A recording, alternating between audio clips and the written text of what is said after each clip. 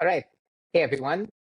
Welcome once again to another episode of the 22 show by SaaS 22. This is where we bring to you founders, partner leaders, basically anybody and everybody who's in the space of technology, SaaS, AI, and partnerships to be specific. Today, I'm delighted to have with me Nick, who is the founder of Chirp. Nick and I first met at SaaStr, and a couple of things stood out to me about meeting him. One was just the sheer energy and the sheer number of meetings that Nick and team were scheduling around SaaStr. The second thing that I learned that he is a four-time founder, and the third thing was a little later after SaaStr, when I came back, I watched their demo day, which was when they were at Startmate, which is like YC, but based out of Australia, if you think about it. And they delivered an absolute rock star performance. So one of the things that I thought I should pick your brain on, Nick, is how to prep for a demo day. But before that, let's talk about you. Let's talk about your journey so far and what's brought you here. Yeah, thanks, Tejas. Yeah, great to be here. So, yeah, Chirp is my latest venture, as you said, 4 times. I don't know why I'm still doing this, but I love it and wouldn't have it any other way. We were just talking before about fundraising, and this is my 25th funding round that I'm doing now, and it doesn't get any easier. It's always hard. It just changes depending on, where the technology's at. So Chirp 12 months ago founded really on the back of what's happening in AI and with agents. It's just incredible. I've never seen anything like it. And yeah, prior to that, my last company listed on the stock exchange in Australia in 2018. So that was year 6. So it was a very quick sort of listing, very challenging, for me as a startup founder running a public company. So I did that for 2 years and then had enough of that. It happens to be about the same time as my stock came out of escrow, which let me then fund my next venture. So definitely good to be back at the starting point. Wonderful. And I feel the same way as you in terms of energy, even though I'm nowhere close to being a four-time founder, having 25 fundraising rounds under my belt, but I get the excitement. Now, you mentioned that Chirp is at the cutting edge with what is happening when it comes to AI and agents and all of that. Could you tell us a little bit about what Chirp exactly is and what it does? Certainly, yes. So Chirp is an AI sales assistant that is helping solve the problem that data that salespeople need to do their job lives now in 7 different places on average: call recorder, email, WhatsApp, LinkedIn messages, etc. And those 7 different tools are silos, so they really kind of keep the data within their silo. And the CRM is no longer the source of truth. Salesforce, HubSpot, been around for 25 years. I say they don't have customers, they have hostages. Because once you're in, it's very hard to get out. But we all use them generally. And so what Chirp is trying to do is really collect all this information that sits in these silos, present it to a sales rep within their workflow using a conversational sort of chat style interface, and then update the CRM with the right information and actually do what a human would do. So our agents will go out and fill out custom forms, they can change deal stage, they can book follow-up meetings. So it's really sort of looking at using that agentic flow with information that is accurate. So that's really what Chirp is doing. And yeah, I think if you look at where we are at in this sort of AI curve that Jensen Huang from NVIDIA put up, very much in the agentic sort of phase at the moment. I don't necessarily think AGI or artificial general intelligence is soon, being like in the next year or two. So I think we've got quite a bit of room to run, for SaaS providers like us to use agentic AI and really start to improve work that people do. Absolutely. And I think that does put you on the forefront of the sales tech space. So let's now switch gears and talk a little bit about Startmate. Now, we've, like I mentioned, interviewed a founder who's been a part of YC before, but we've never gotten a perspective of what happens on the other side of the world. So that's really fascinating for me and probably our listeners and our readers to kind of, dip our feet into. So, could you tell us a little bit about what Startmate is and why did you specifically decide to be a part of their cohort? Yes, definitely. So Startmate is the longest running accelerator in Australia and New Zealand. So looks at startups that are headquartered in Australia and New Zealand, but very much, look outwards. So looking into the Asia Pacific region, equally sort of ASEAN, which is the sort of local area around here, Indonesia, Philippines, Vietnam, Thailand, Singapore, etc., as huge growth markets. So it's really quite an exciting program. A little bit different to Y Combinator. We don't have the sort of celebrities that YC will bring in and sort of wow you with their star power. But I would say that they sort of grit, determination, and success that a lot of the founders locally in this region have had sort of equals, maybe on a different scale, but we had some fantastic mentors that came in from the big name tech companies that have launched out of this area. And it's very much, it's a 12-week program. There are 600 applications for each cohort. They take about 15. This cohort was very heavy AI, which I think reflects what YC is doing. There is a cash component, which forms equity either by a safe note or straight price equity. They'll match your last round. I think the reason we did it was not for the money. So, as you said, 25 funding rounds. I do have a good network of investors. So, it was more for the fact that I, even as a fourth time founder, I'm still open to learning new things, and I still have to be humble because I was the second oldest person in the cohort, the second oldest founder in the cohort. But I'm still very open minded and learning from one of the youngest people in the cohort that was 22, and sort of learning about different ways of doing things. And that was really what we got out of it, was just like this whole new way of thinking about taking a product to market and getting customers. So that's what the big focus on is on Startmate, is getting customers. Yeah. Wow. I mean, that does sound like quite an intense yet all-encompassing kind of experience that you've Very had. intense. I mean, kudos to you for being, as you said, the second oldest founder in that cohort, but yet, taking it all in your stride. So really excited now to talk about why we're here, which is to understand from you about your demo day experience. Now, demo day is sort of the holy grail of a lot of these accelerator programs. It's seen as kind of a make or break moment, especially after you've already been through the grueling application process. So let's talk about you and Chirp and how you prepped for demo day. What was your process like?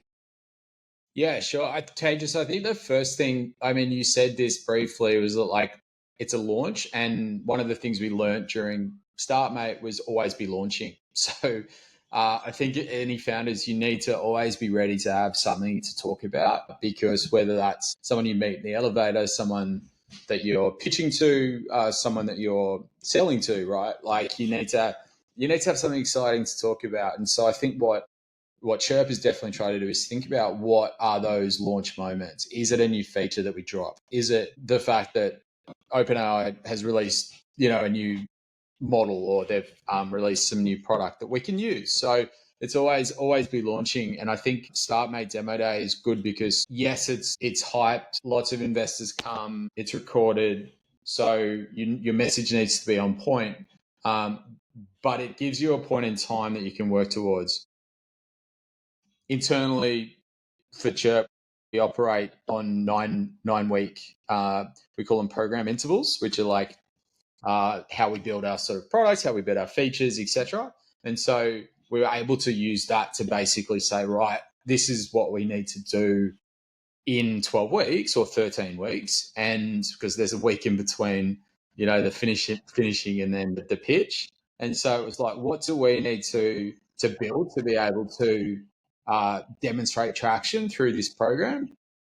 Now, for most companies, that traction is revenue, and I think revenue is a very strong indicator. However, I don't think it's the only indicator, because you can have revenue that's not the right revenue. It might be revenue from the wrong customers, or it might be, consulting revenue when you're a product business, which we all do, right? So it's like, revenue is not all equal, and therefore, is it the right metric for you? Now, for Chirp, we pivoted on week 8, and when I say pivot, it was not like a complete like, oh my gosh, we're now selling robots to clean pipes. Like it wasn't that type of pivot. It was like we learned that customers were 80% Gen Z and millennials in the sales workforce, and that Gen Z and millennials are using ChatGPT today to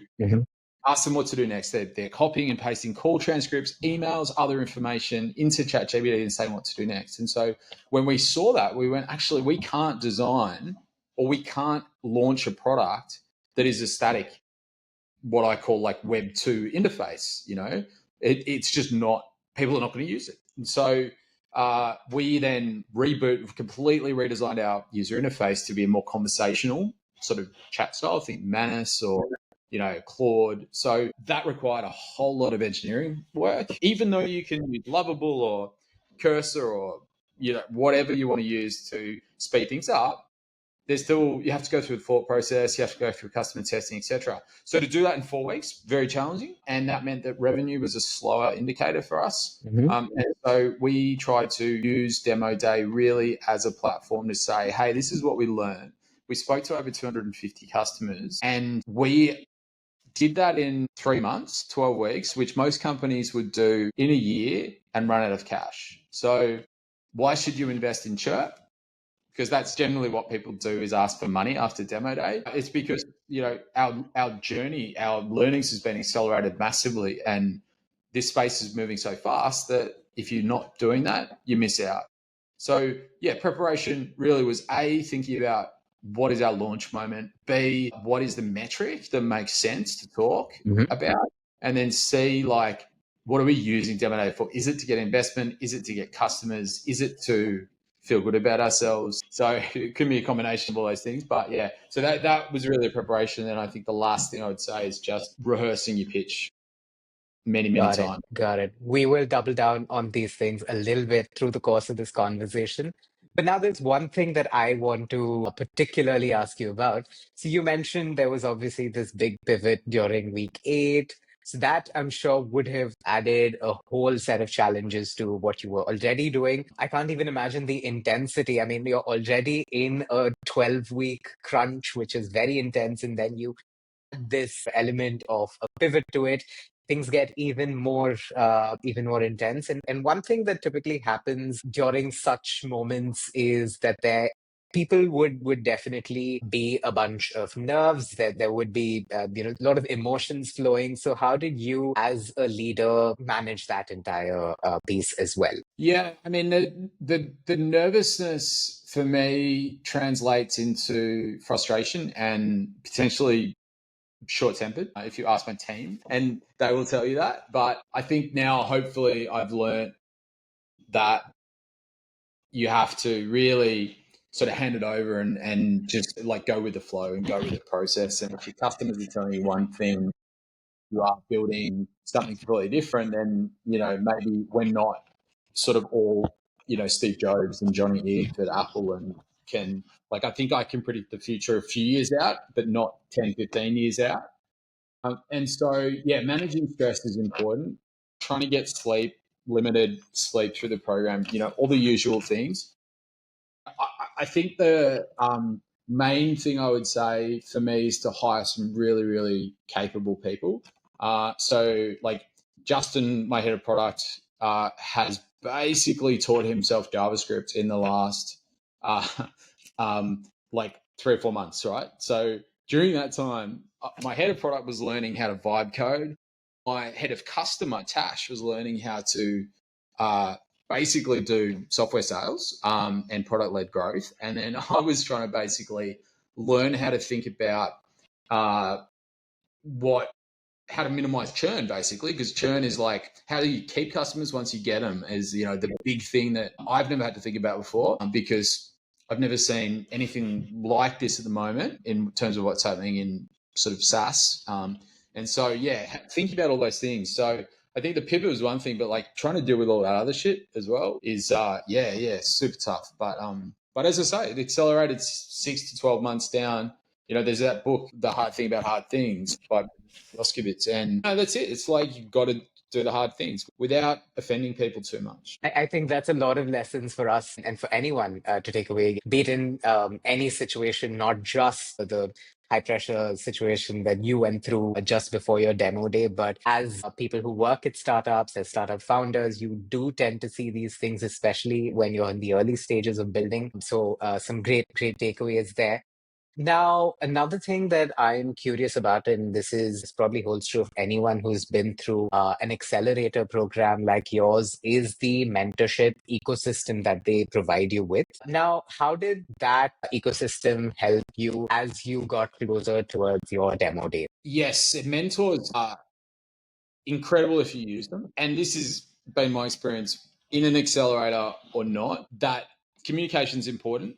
So Startmate require you to send a weekly email on Monday morning to all of the mentors and all of the other cohort companies about how you're tracking towards your number, what your critical number is, and the lows and highs. And this is what we do, you and I do it to our investors, on a monthly or a quarterly basis. And so getting into that discipline of being transparent and reporting, and then reaching out with specific asks is another thing. It's not like, oh, can we have a chat? It's like, this is what I want to talk about, and these are the options that I'm considering. I want to see if you have, done this before, a different view. That type of specific is important. And the most important thing for Chirp as a sales tool is to really look at folks that have either built in this space, worked in this space. One of our mentors worked at Salesforce, believe it or not. So, it's sort of, and I don't see this as a competitor to Salesforce. I think with Chirp, your Salesforce will look incredible. It'll be like your bedroom probably looks is probably tidy. My bedroom's not. So yeah, I think being specific and also finding mentors that make sense. I found it really hard to accept that people were there to give you help for nothing in exchange. And I'm used to having to be transactional in all my business dealings, probably all my dealings in life, to be honest. And so I had to accept that people were happy to help. And I think if you ask the mentors, for them, it's like they get exposure to actually what is happening at the ground level in early stage tech. So why would someone from Salesforce want to mentor, Chirp, startup? It's because the stuff that we're doing could potentially change the game for them, and they want to be exposed to it. So sort of it's a non-financial quid pro quo, if that makes sense. It does. It definitely does. And while I'm currently not associated with any accelerator program, but still, when I'm doing this 0 to 1 journey, some of the people who I've spoken to, either officially, unofficially, who come on board as mentors, I think it's been absolutely eye-opening, just as you said, to see someone who would come forward and help you without any financial transaction in mind, but yet Yeah, some of the advice they give you just absolutely leaves you changed as a person. In fact, not just impacts the work that you do, but probably leaves you changed as a person as well. yeah. There's one thing I would say just to add to that. You make a good point. Is like the advice that you get from people when it comes to fundraising and sort of people management and stuff like that sometimes isn't always right. And you need to, as a founder or anyone in an early stage company, back yourself in terms of your decision. So yeah, take the advice, but then ultimately, I listed a company in 2018 on the ASX under the guidance of my board, basically. Was it the right decision? Probably not in retrospect, the public market probably wasn't the right place for an early stage tech company. And so I think that guidance sort of has to be matched with gut feel and intuition. Absolutely, absolutely. You have to use your own discretion as well to, sort of take what works for you. I mean, it might all be well-intended advice, but you need to know what works for you.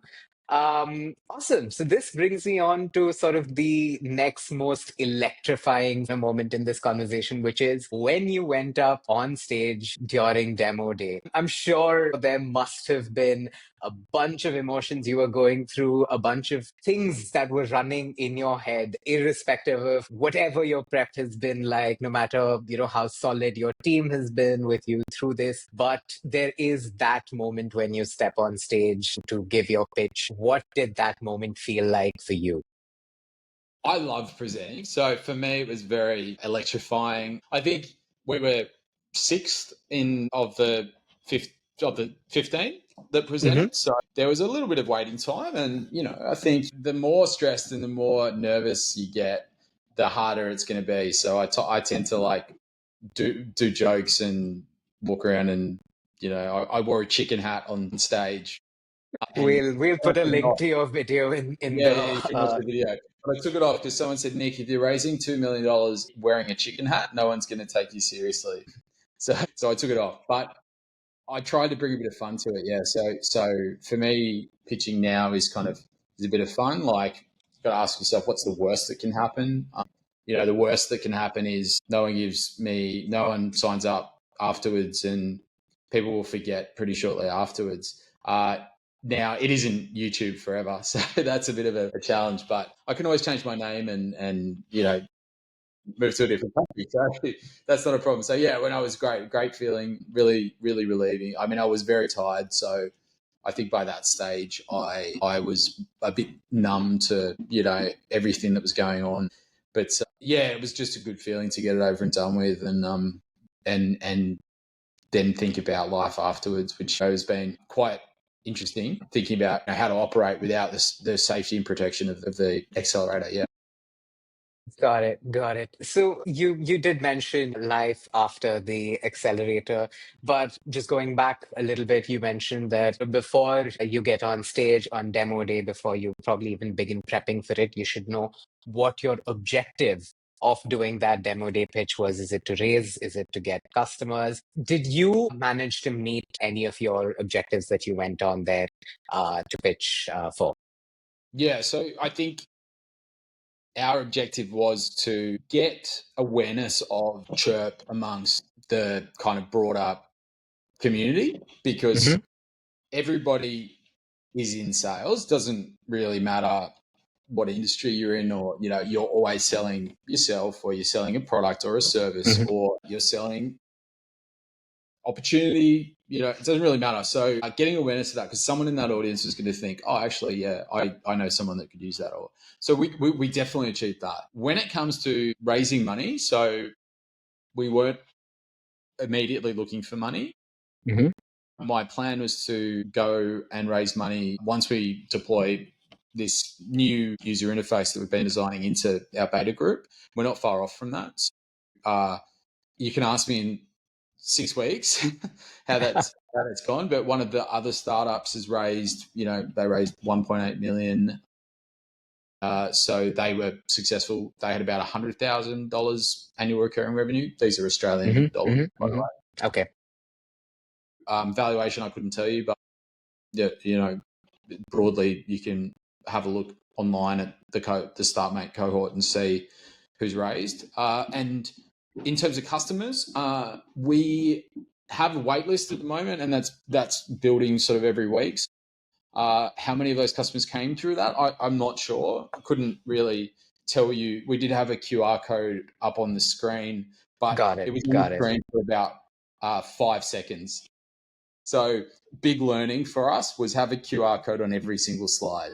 Uh, so any listeners that want to, make sure they don't make the same mistake as us. But yeah, so I think I definitely achieved what we wanted in terms of getting our name out there. But life afterwards is very much back on you to, I don't have to send weekly updates anymore. I don't have to Hmm. in 2 hours of calls a day. I don't have to speak to my mentors once a week. So that's sort of gone. But we, met at SASTA in San Francisco, and I spent the week over there. I, now come back and been reaching out to all my local contacts and local investors. So we're just getting on with things, but yeah, it's definitely been a good process, and we achieved what. Got it, got it. And really, really happy for you and the team that you've gotten a lot of what you wanted out of it. Now, let's just also talk about a couple of things that you wish you would have done differently. I know you briefly mentioned, yes, if you want to get more customers, make sure your QR code is on all slides, but I'm sure there were bigger things that you probably wish you had done differently before your demo day. Anything in specific? Yeah, I think definitely the week before demo day is your week to prepare the pitch and rehearse it. So that came at the same time as us having to put an investment deck together, a new investment deck together, and also reaching out to the broader investment community, US investors, etc. It's a lot to do in a very short space of time, and we didn't take advantage of that opportunity because I basically said, we're not raising money. We'll do the investor deck later and we'll reach out to investors later. Now, the thing is that when you graduate from the cohort, the Startmate moves on to the next cohort. So going back now and saying, can you just make those introductions for me? Nah, it's too late. Now, having said that, there's a very active Startmate community. Once you're in there, you can use that.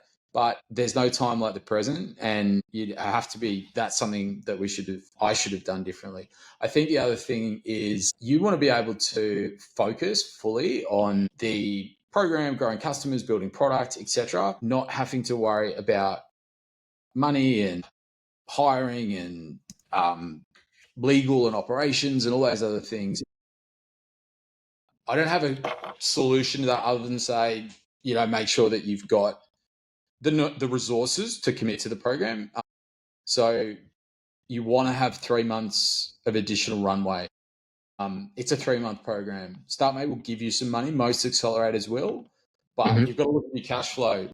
YC give you 150,000 up front, and then the balance will be on a safe note, at your next round type thing. So you got to balance the kind of realities of cash flow. It's like, yeah, they give you some money, but it's 3 months when you can't be doing other stuff. And so make sure you got the resources, the money, you got enough people, and you really can get through all the other operational shit that you have to do running a business. Wow, that is solid, and it's given me things to think about as well. Right through when I'm probably going to sit and edit out this video and clean up this transcript, there's going to be so much that I'm going to be thinking about. But yes, this brings me almost to the end of where we're at with the questions that I had for you. And towards the end, I like to do this very fun, you mentioned a book already, which was The Hard Thing About Hard Things. So probably you do seem like the right person for this. So here we go. I'm going to put you in the hot seat now. As a Forex founder,